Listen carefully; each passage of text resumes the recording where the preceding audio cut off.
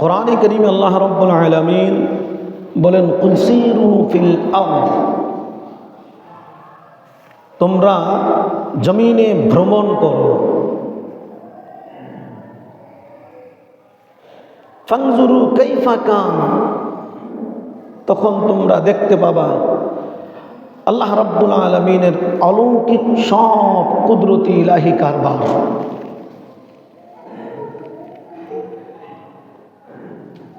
সফর করলে তাহলে বোঝা যায়।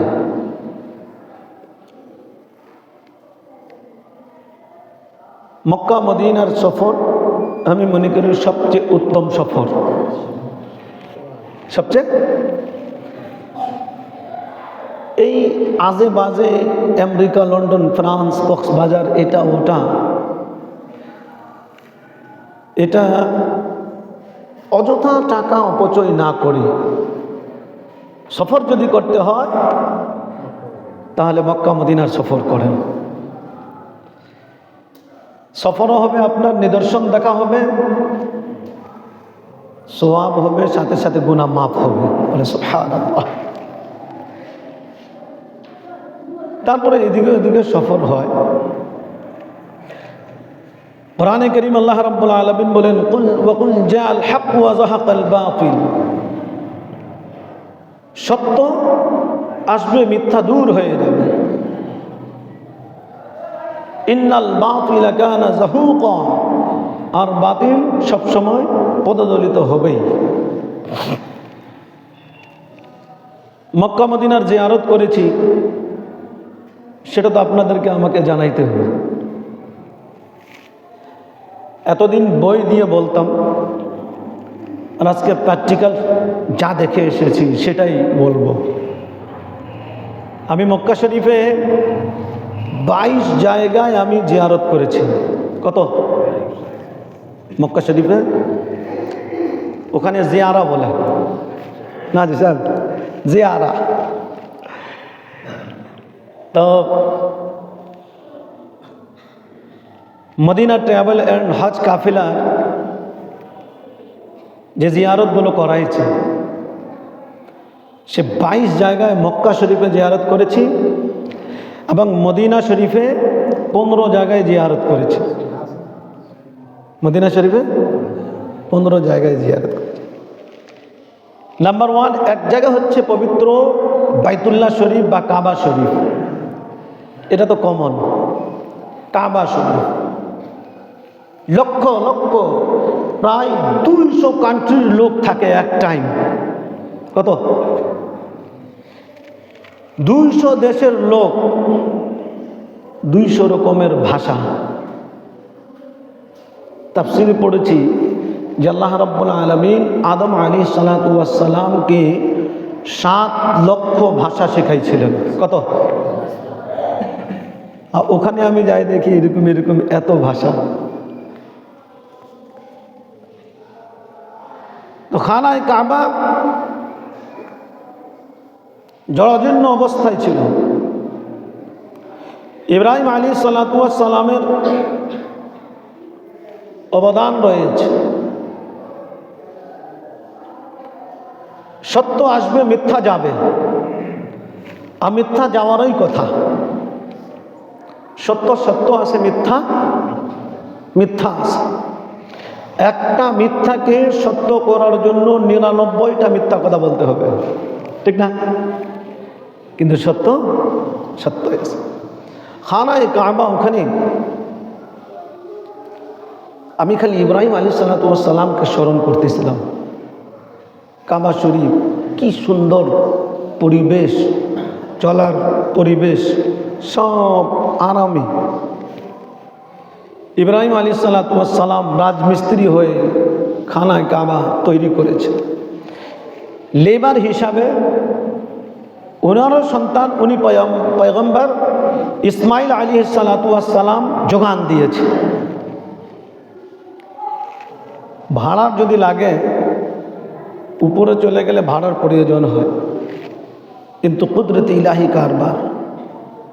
যে মাকামে ইব্রাহিম ওখানে আছে, ইউনুস চাচা দেখছে, ওই পাথরটা ওখানে রাখা হয়েছিল। ওই পাথরটা উপরে উনি পা দিয়ে লিফটের কাজ করতেছিল। সুবহানাল্লাহ। মাকাম ইব্রাহিম, ওই পাথরের উপরে ইব্রাহিম আলাইহিস সালাম পা রেখে খানায় কাবা তৈরি করতেছিলেন। ভাড়ার প্রয়োজন পড়তো না। ওই পাথরও চিনতেছে যে আমার উপরে যে কদম পড়েছে সে ইব্রাহিম আলাইহিস সালামের কদম পড়েছে। পাথর আদব সহকারে আস্তে আস্তে নিজে নিজে বাড়তেছে। কত উনাকে প্রয়োজন হয় ওই হিসাবে ভাড়া নিজের কাজ করতেছে। বলেন সুবহানাল্লাহ। ওই মাকাম ইব্রাহিম, ওখানে দেখলাম পায়ের দাগ। আমাদের কেশিয়ার সাহেব দেখছেন পা মোবারকের দাগ, কত শত শত হাজার হাজার বছর হয়ে গেছে, পায়ের দাগ এখনো। পাথরের উপরে আমরা গসিয়া মসজিদের সবাই মিলে যদি পা রাখি পাথরের দাগ হবে? কিন্তু ইব্রাহিম আলাইহিস সালাম পা রেখেছেন, কাজ করেছেন, সাথে সাথে ইব্রাহিম আলাইহিস সালামের পায়ের ছাপ সেখানে আছে। আর আমার মনে হয় কিয়ামত পর্যন্ত ওই ছাপ ওখানে থাকবেই। যত উমরাকারী হাজি যারা যারা যায় সেখানে সব মাকামে ইব্রাহিমে ওখানে ওই জালি মোবারকটা চুমা দেয়, আর সেখানে 2 রাকাত নফল নামাজ পড়ে। সুবহানাল্লাহ। কদমকে সামনে রেখে, কদমকে সামনে রেখে নামাজ পড়ে। খানায় কাবায় দেখলাম যে কাবা শরীফ সবাই প্রদক্ষিণ করতেছে, আমিও করলাম। হজ্জের সময় আরো বেশি কষ্ট। উমরার সময় দেখলাম যে তো 7 তওয়াফ, এই 7 তওয়াফ দেওয়া খানায় কাবা থেকে দেওয়া খুবই সহজ, উপর থেকে দেওয়া আরো কঠিন, কিন্তু সব সহজ হয়ে গেছে আলহামদুলিল্লাহ। পরিপূর্ণ নিয়ত করে যখন যাবেন খানায় কাবা তওয়াফ করবেন, অটোমেটিক আল্লাহ রাব্বুল আলামিন শরীরের মধ্যে আলাদা একটা শক্তি যোগান দিয়ে দেয় যে মানুষ তওয়াফ করতেই আছে। বলেন সুবহানাল্লাহ। প্রতিবন্ধীকেও দেখলাম ওখানে তওয়াফ করতেছে। আল্লাহ রাব্বুল আলামিন সবাইকে সুযোগ করে দিয়েছে। তো ওই খানায় কাবা হাজরে আসওয়াদ আছে, এক কর্নারে হাজরে আসওয়াদ। হজ্জের সময় তো আরো বেশি অসুবিধা আমার মনে হয়। আমি উমরার সময় দেখতেছি যে তওয়াফ করতে ওখানে যাওয়া খুব কঠিন, এত ধাক্কা ধাক্কি করে। ওখানেও গিয়েছে, ওখানেও চুমা দিয়েছে, কিন্তু খুব শক্তি লেগেছে, শরীর ঘরে একেবারে চাপে দিয়েছে। তারপরে ওখানে হাজরে আসওয়াদের ওখানে কেন গিয়েছে চুমা দেওয়ার জন্য? হযরত উমর ফারুক রাদিয়াল্লাহু তাআলা আনহুর কথা স্মরণ এসে গেছে। হযরত উমর ফারুক রাদিয়াল্লাহু তাআলা আনহু খানায় কাবার তওয়াফ করতেছেন, হাজরে আসওয়াদের কাছে আসছেন, হাজরে আসওয়াদকে দেখতেছেন যে হাজরে আসওয়াদকে বললেন, ও হাজরে আসওয়াদ, তোমাকে আমি কি চুমা দেব? তুমি তো একটা পাথর, কিন্তু একটি কারণে আমি চুমা দিতে যাচ্ছি। এক জায়গায় আমি সারেন্ডার হয়ে গেছি যে আমাদের প্রিয় নবী আখির নবী মুহাম্মদুর রাসূলুল্লাহ সাল্লাল্লাহু আলাইহি সাল্লামের ঠোঁট মোবারক তোমার কাছে লেগেছে, ওই সুন্নত আদায় করার জন্য আমি তোমাকে চুমা দিতেছি। বলেন সুবহানাল্লাহ। সবকিছু দেখতে পাচ্ছি আমি। তো এই খানায়ে কাবার তওয়াফ, হাতিমে কাবা, কাবা শরীফের ভিতরে বাউন্ডারিটা যে আছে ওটাকে বলা হয় হাতিমে কাবা। ওখানেও ভিতরে গিয়ে নামাজ পড়েছে, আল্লাহ তৌফিক দিয়েছে। টাইম দেওয়া থাকে। ওই হাতিমে কাবা যে বাউন্ডারি রয়েছে, পুলিশগুলো দাঁড়ানো থাকে, ওখানেও গিয়ে নামাজ পড়েছে। ওখানে গিয়ে যাওয়া মানে নিয়ত করেছে, আর আল্লাহর কি শান, হুজুরের কি দোয়া, গৌসে পাকের যে কৃপা। ভিতরে গিয়েছি, 1 2 3 4 5 কাতার যেমনি ভাবে হয় সবাই দাঁড়ায়। আল্লাহর রহমতে এই খাদিমা আহলে সুন্নাতকে প্রথম কাতারে আমি পেয়েছি। সেজদা, সামনে কাবা, সামনে কাবা, হাতিমে কাবা, আর কোনো মানুষ নাই, সেখানে আল্লাহ রাব্বুল আলামিন তৌফিক দিয়েছেন নবীর ওসিলায় নামাজ পড়েছি। সিজদা যখন দিতেছি আমি বললাম যখন সুযোগ পাইছি তো মাথাটাও কাবায় এরকম করতে থাকি, তো এই কপালটা ওখানে দিয়েছি, মাথাটা ওখানে ঘষেছি, নামাজ আদায় করেছি ওই হাতিমে কাবা, কাবা শরীফের ভিতরে। দরজা তো বন্ধ থাকে, তো সেখানে হইল না কাবা শরীফের জিয়ারত। আল্লাহর নবী সাল্লাল্লাহু আলাইহি সাল্লাম বলেন যে কোনো ব্যক্তি যদি হজ তো আরো বড় সওয়াব, শেষ দিনে দয়াল নবীকে বলে এসেছে যে আজকে তো বিদায় এসে যাচ্ছি, কিন্তু এটাই কি যাওয়ার শেষ? এটা আমার দরকার নাই, যতক্ষণ পর্যন্ত বড় হজ করব না ততক্ষণ পর্যন্ত ইয়া রাসূলুল্লাহ আমার বন্ধ যেন না হয়। এই বড় হজ করবো তার মধ্যে যত উমরা হবে সেটা বোনাস, সেটা বোনাস। হাতিমে কাবায় নামাজ আদায় করেছে। আল্লাহর নবী সাল্লাল্লাহু আলাইহি সাল্লাম কত কষ্ট করেছেন, দিন প্রচার করেছেন। খানায় কাবার ওখানে সমস্ত মূর্তি বুত সবগুলো ছিল, পরিষ্কার করেছেন। দেখলাম দয়াল নবী সাল্লাল্লাহু আলাইহি সাল্লামের মৌলুদুন নবী সাল্লাল্লাহু আলাইহি সাল্লাম ওনার ঘরখানি, যেখানে আমাদের প্রিয় নবী সাল্লাল্লাহু আলাইহি সাল্লাম জন্মগ্রহণ করেছেন, কাবা শরীফের পাশে আছে। ওখানে গেলাম, দেখলাম ঘরটা বন্ধ আছে। জিজ্ঞাসা করলাম, ইয়েলো কালারের 2 তালা বানায় রাখছে, তো এটা কি?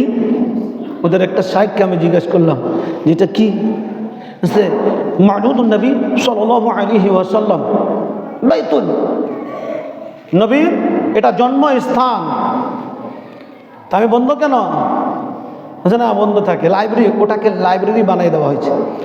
হযরতে আব্দুল মুত্তালিব রাদিয়াল্লাহু তাআলা আনহু তখন মনে করলাম নবীর দাদাকে, ইয়া রাসূলুল্লাহ সাল্লাল্লাহু আলাইহি সাল্লাম, মা আমিনাকে স্মরণ করলাম যে এই বাসায় আপনি এই বাসায় ছিলেন, আমাদের দো জাহানের বাদশা নবী এই বাসায় দুনিয়াতে আগমন করেছে।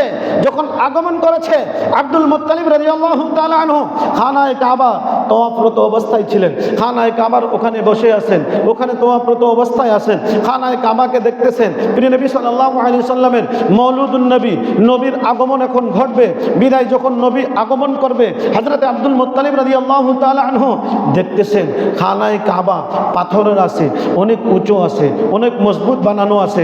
বিদায় ওই খানায়ে কাবাকে নবীর দাদা দেখতেছেন যে আস্তে আস্তে মা আমিনার ঘরের দিকে ধাবিত হচ্ছে, ঝুঁকে যাচ্ছে, বলেন সুবহানাল্লাহ, ঝুঁকে ঝুঁকে যাচ্ছে। হযরতে আব্দুল মুত্তালিব দেখতেছেন যে ব্যাপার কি, এই খানায়ে কাবা পাথরের বানানো কোন দিকে ঝুঁকে যায়। ইমাম আহলে সুন্নাত আজিমুল বরকত শাহ আহমদ রাজা খান ফাজিলে বেরেলভী রাদিয়াল্লাহু তাআলা আনহু তিনি নিজের ভাষায় লিখতেছেন, কবিতা লিখতেছেন, जिनके सजदे को मेहराब काबा झुकी उन भावों की लताफत पे लाखों सलाम, बोले सुभान। আর কি লিখেছেন জানেন? আলা হযরত আজিমুল বরকত শাহ আহমদ রাজা খান কাদরি রহমতুল্লাহ আলাইহি বলতেছেন যে হাজিও ও শাহনशाह का रोज़ा देखो काबा तो देख चुके अब काबे का কাবা দেখো, বলে সুবহানাল্লাহ। অর্থাৎ আমাদের দয়াল নবী কাবারও কাবা, সেখানে মৌলুদুন নবীর বাসায় ওখানেও দোয়া করেছে। সমস্ত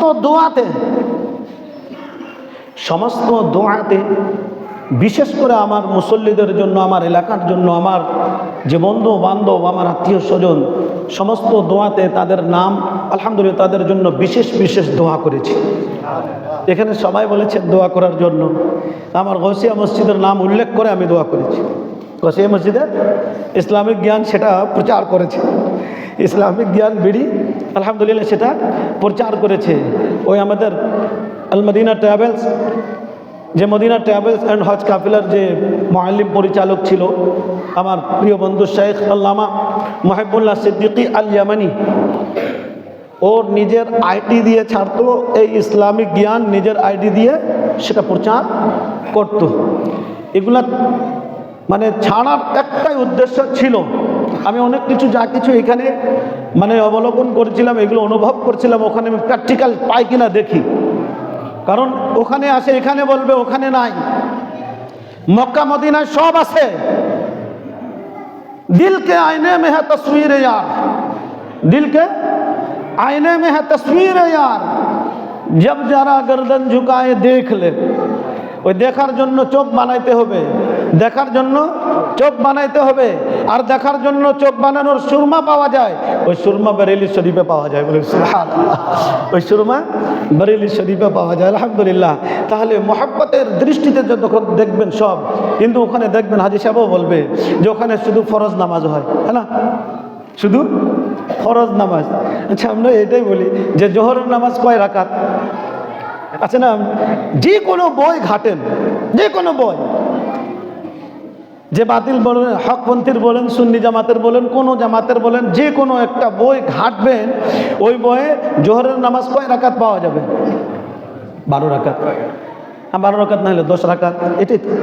কিন্তু ওখানে আসে অনেকে উদাহরণ দেবো, দেখো ওখানে শুধু ফরজ আছে, তো এখানে কেন সুন্নত নফল পড়বো? তো ফরজ ওখানে শাফি মাযহাবের তারা অনুসরণ করতেছে, তো ওখানে ফরজ নামাজও আমার পড়ে নামাজের সামনে দিয়ে যায়, নামাজের সামনে দিয়ে সবাই যাইতেছে। মাসলা আলাদা তো হবে না। আরেকটা এখানে মাসলা বলে দিই, যে কাবা শরীফে আমরা গিয়েছি, ওখানে নামাজ পড়েছি, তো এখানে নিয়ত করলেন নাওয়াইতু আন উসাল্লি লিল্লাহি তাআলা রাকাতিস সালাতিল ফজর মুতাওয়াজ্জিহান ইলা জিহাতিল, এটাই না, এটাই তো নিয়ত করি, মুতাওয়াজ্জিহান ইলা জিহাতিল কাবাতিশ শরীফাতি, আল্লাহ কাবাকে আমি তাওয়াজ্জুহ করতেছি আমার সামনে, আর ওখানে তো সামনে আছে, তখন নিয়ত কি হবে? এটাও তো একটা বিষয় না? ওখানে নিয়ত পাল্টে যাবে। মুতাওয়াজ্জিহান এখানে বলবো ইলা জিহাতিল কাবাতিশ শরীফাতি, আর ওখানে বলবো মুতাওয়াজ্জিহান ইলা হাযিহিল কাবাতিশ শরীফাতি, ইলা হাযিহিল, হাযা জমির, হাযা জমির, এটাই তো আমরা বুঝাইতে চাই যে বাতিলপন্থীরা মানতে চায় না। সেখানে নিয়ত, বাংলাদেশে যদি নিয়ত করতেছি, খানায় কাবার বাইরে যদি নিয়ত করতেছি, বোর্ডিংয়ে যখন নিয়ত করতেছি, কাবা দেখা যাচ্ছে না, সেখানে নিয়ত হবে মুতাওয়াজ্জিহান ইলা জিহাতিল কাবাতিশ শরীফাতি, আল্লাহু আকবার। আর কাবা শরীফকে সামনে রেখে যখন নিয়ত করতেছি, তখন নিয়ত করব মুতাওয়াজ্জিহান ইলা হাযিহিল কাবাতিশ শরীফাতি, আল্লাহু আকবার। এই হাযা জমির তো কবরে এইটাই আসবে, মা কুনতা তাকুলু ফি হাক্কি হাযার রাজুল, হাযার রাজুল। প্রিয় নবী সাল্লাল্লাহু আলাইহি সাল্লাম যখন ওখানে উপস্থিত হবেন, ওই উপস্থিতির সময় ফেরেশতা জিজ্ঞাসা করবে মুর্দাকে যে মা কুনতা তাকুলু ফি হাক্কি যালিকার রাজুল, না হাযা রাজুল, এই ব্যক্তি সম্পর্কে। তো এই ব্যক্তি সম্পর্কে যখন হবে, তখন কাছে হবে, দূরে হবে না। এই জন্য আমাদের প্রিয় নবী মুহাম্মদুর রাসূলুল্লাহ সাল্লাল্লাহু আলাইহি সাল্লাম হাজির এবং নাজির আর উপস্থিত আছেন, এই জন্য হাযা জামির আমরা ব্যবহার করে থাকি। বলে সুবহানাল্লাহ। তাহলে মক্কা শরীফে 22টা জিয়ারত। 1 নম্বর হচ্ছে মক্কা শরীফের তওয়াফ, 2 নম্বর হচ্ছে সাফা মারওয়া পাহাড় সাই করা, এটা তো আছে সবাই। তারপরে 3 নম্বর হচ্ছে হাজরে আসওয়াদ, হাজরে আসওয়াদকে চুমা দেওয়া। 4 নম্বর হচ্ছে মাকামে ইব্রাহিম, সেটাও চুমা দেওয়া। 5 নম্বর হচ্ছে হাতিমে কাবা, যেটা আমি জিয়ারত করেছি, ওই হাতিমে কাবায় নামাজ আদায় করেছি। 6 নম্বর হচ্ছে আরাফার ময়দান। আলহামদুলিল্লাহ, হাজী সাহেব অনেক কষ্ট করেছে, আমাদেরও তো কষ্ট হয় নাই। এই জন্য আল্লাহ রাব্বুল আলামিন কেন গুনাহ মাফ করবে না? এত কষ্ট, আর কষ্ট উমরাতেই কষ্ট, বড় হজ্জে কত কষ্ট হবে। এই জন্য আলহামদুলিল্লাহ আল্লাহ রাব্বুল আলামিন তার প্রিয় হাবিবের ওসিলা অবশ্যই কবুল করবেন। তারপরে 7 নম্বর জাবালে রহমত জিয়ারত করেছি। তারপরে 8 নম্বর আছে জাবালে সোর, যেটা হিজরতের পাহাড়, জাবালে সোর। প্রিয় নবী সাল্লাল্লাহু আলাইহি সাল্লাম যখন মক্কা থেকে মদিনায় হিজরত করেছিলেন, তখন ওই জাবালে সোরের মধ্যে ঠাঁই নিয়েছিলেন, আবু বকর সিদ্দিকের সাথে সেখানে ঠাঁই নিয়েছিলেন, যে জাবালে সোর। তারপরে 10 নম্বর হচ্ছে মিনা ময়দান, 11 নম্বর হচ্ছে মুজদালিফা, 12 নম্বর হচ্ছে জামরা, যেখানে শয়তানকে পাথর মারা হয়, শয়তানকে। ওই পাথর একটা হাজী কি বলছে জানেন, যে হুজুর আমি কি করছি, কয়েকটা পাথর বাংলাদেশে নিয়ে আসছি। আচ্ছা কেন? এখানে ওয়াহাবিদেরকে মারার জন্য। এরাও তো শয়তান, এই জন্য এদেরকে ওইটাই শূন্যতা আদায় করার জন্য। তারপরে যে আমরা পাথর নিক্ষেপ করা। 13 নম্বর হচ্ছে মসজিদে আয়েশা, ওয়াসিয়া মসজিদ, আমার মনে আছে 1972 সালে প্রতিষ্ঠা যখন হলো মুর্শিদ কিবলা যখন প্রতিষ্ঠা করলেন তখন নাম দিলেন গৌসিয়া মসজিদ। এই নামের মধ্যে অনেক ডিভাইডেড সৃষ্টি হলো যে এই নামে চলবে না, এই নামে চলবে না। তখন হুজুর জবাব দিয়েছিলেন যে টাকা থাকলে যাও মক্কা মদিনায়, সেখানে দেখো মসজিদে আয়েশা পাওয়া যাবে, মসজিদে আবু বকর পাওয়া যাবে, মসজিদে ওমর পাওয়া যাবে, মসজিদে আলী পাওয়া যাবে, মসজিদে বেলাল পাওয়া যাবে। আমি সেখানে গিয়ে প্র্যাকটিক্যাল দেখতেছি, মসজিদে গামামা আছে, মসজিদে আয়েশা আছে, মসজিদে আবু বকর সিদ্দিক আছে, মসজিদে ওমর আছে, মসজিদে আলী আছে, মসজিদে বেলাল আছে। বলে সুবহানাল্লাহ। তো আমরা এখানে নাম দিয়েছি শাহিন সাহেব বেলায়াত গৌসুল আজম আব্দুল কাদের জিলানী রাদিয়াল্লাহু তাআলা আনহুর নামে গৌসিয়া মসজিদ। তাহলে তো কোনো অসুবিধা নাই। তো এই জন্যে মসজিদে আয়েশা, জান্নাতুল মুআল্লা, 15 নম্বর মসজিদে জিন দেখেছি। ওই মসজিদে জিনে আল্লাহর নবী সাল্লাল্লাহু আলাইহি সাল্লাম, আমি যেখানে যেখানে যাইতেছি ওখানে গুতা মারতেছি, মসজিদে জিন কেন? ওকেও জিজ্ঞেস করিনি। তখন ওই মসজিদে জিনে আল্লাহর নবী সাল্লাল্লাহু আলাইহি সাল্লাম ওখানে জিনদেরকে নিয়ে দাওয়াত দিতেন, জিনদেরকে নিয়ে দাওয়াত দিতেন। 16 নম্বর হচ্ছে নবীজি সাল্লাল্লাহু আলাইহি সাল্লামের জন্মস্থান। তারপরে 17 নম্বর মসজিদে জুরানা। এই মসজিদে জুরানা থেকেও উমরার নিয়ত করেছিলাম এহরাম বেঁধে। তারপরে 18 নম্বর হচ্ছে আবু জেহেলের বাড়ি। নবীর মৌলুদুন নবী বাড়িতে ফাতিহা পড়েন, আর যখন তওয়াফ করবেন পেটে একটা চাপ সৃষ্টি হয়। কি হয়? পেটে একটা চাপ সৃষ্টি হয়, মানে হাজত লাগে। বুঝছেন? এবার বুঝছেন তো? হাজত লাগে। তখন নবীর প্রেম ভালোবাসা, নবীর জন্মদিন, নবীর যে আগমনের ঘরটা দেখে ফাতিহা পড়েন, দোয়া করেন, আর চাপ যখন লাগবে আবু জেহেলের বাড়িতে গিয়ে সরাই দেন, আবু জেহেলের বাড়িতে গিয়ে সেখানে সরাই দেন, অর্থাৎ হাজত পূরণ করেন। ইমরান সাহেব ওখানে গেছে, ওখানে সবাই যায়। আমি কয়েকটা হাজিকে জিজ্ঞেস করলাম কি ব্যাপার, এখানে কেন? আরে হুজুর বুঝেন না, বাংলাদেশ থেকে আসছি, নবীর বেটা শত্রু, নবীর দুশ্মন, নবীকে সব কষ্ট দিয়েছে, এজন্য আমার যত কষ্ট এখানে বাইর করে দিয়েছি, আমার যত কষ্ট আমি এখানে বাইর করে দিয়েছি। হুজুর শুধু পেশাব করে নেই, পায়খানাও করেছি, তো ওটা বানানো আছে অলরেডি। তো এই জন্য ওখানে দেখলাম নবীর যারা সাহাবী, নবীর যারা ভক্ত, নবীর যারা আশেক, ওই আশেকদের সম্মান ওখানেও আছে, বাংলাদেশেও আছে। আর নবীর যারা দুশ্মন, ওখানেও সম্মান নাই, এখানেও সম্মান নাই। তা আমিও মনে করলাম যে আমাকেও যাইতে হবে। আমিও দুইটাই করেছি, আমিও আবু জেহেলের বাড়িতে গিয়ে দুইটাই করেছি। তারপরে যে তায়েব শহর গিয়েছি। তারপরে 20 নম্বর হযরতে আব্দুল্লাহ ইবনে আব্বাস রাদিয়াল্লাহু তাআলা আনহুর মাজার শরীফ, তায়েফের ময়দানের ওখানে আব্দুল্লাহ ইবনে আব্বাস রাইসুল মুফাসসিরিন, ওনার লাইব্রেরি আছে, মাজার আছে, ওখানে জিয়ারত করেছি। তারপরে 21 নম্বর নবীজি রাস্তায় কাঁটা দেওয়া, যে বুড়ি দিত কাঁটা, ওই বাড়িতেও গিয়েছি। মসজিদে রাসূল একটা আছে, ওই বুড়ির কাঁটা যে দেয়, ওখানে বাসার সামনে মসজিদে রাসূল আছে, নবীর নামে মসজিদ। বলে সুবহানাল্লাহ। আরে মসজিদে নবী আছে না, তো ওই রাসূল, ওই মসজিদে রাসূলকে এখন ওইরকম পুরাতন ভাবে আছে, ওখানে জিয়ারত করেছি। আর বুড়ির বাড়ি, ওখান দিয়ে নবী আসা যাওয়া করতেন। ওই বুড়ি কাঁটা ফেলে রাখতো, নবীকে কষ্ট দিত। তো যে গাছের কাঁটা দিত, ওই গাছের ডালটা এখনো আছে, ওই গাছের যে বাড়ি ভাঙে গেছে। আর সবাই যায় কি করছে জানেন? আমাদের যত হাজি যারা উমরাকারী সবাই ওখানে গিয়ে থুতু দিছে। কি দিছে? সবাই থুতু দিতেছে। কেন? জিজ্ঞেস করলাম যে থুতু কেন দিচ্ছেন? হুজুর নবীর শত্রু। কি বলতেছে? নবীর দুশ্মন। তো নবীর দুশ্মনকে ওখানে থুতু দিয়েছি। আমার বাংলার জমিনে যদি নবীকে নিয়ে কেউ কটূক্তি করে, কি দিব? লানাতুল্লাহ দিব। 21 নম্বর হচ্ছে নবী সাল্লাল্লাহু আলাইহি ওয়াসাল্লাম রাস্তায় কাটা বিছানো। আর 22 নম্বর হচ্ছে মসজিদে আলী, হযরত আলী রাদিয়াল্লাহু তাআলা এর বিচার পরিচালনা স্থল। নবী করিম, এটাই 22টা আজকে থাক। নবী করিম সাল্লাল্লাহু আলাইহি সাল্লামের জামাতা হযরতে আলী রাদিয়াল্লাহু তাআলা আনহু, মসজিদে আলী নাম আছে, ওখানে হযরত আলী রাদিয়াল্লাহু তাআলা আনহু বিচার সংশোধনীয় কাজ সব ওখানে বসে উনি করতেন। কারো ফতোয়ার দরকার হতো তো ফতোয়া ওখান থেকেই দিতেন। বলেন সুবহানাল্লাহ। বিদায় আরও অসংখ্য জিয়ারার জিনিসগুলো আছে। আল্লাহ রাব্বুল আলামিনের কাছে আমি এইটাই দোয়া করব, এটাই দোয়া করেছি। আপনারাও নিয়ত এটাই করবেন যে আল্লাহ যদি তুমি তৌফিক দাও বড় হজ করব। আর যদি বড় হজ না হয় তাহলে কি করব? কি করব?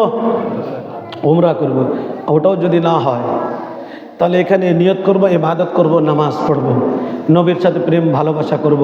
নবীর প্রেম ভালোবাসা থাকলে মদিনা লেনে মদিনাওয়ালার জিয়ারত হয়ে যাবে। আমাদের হুজুরের হয়নি, এই জন্য হয়ে যাবে।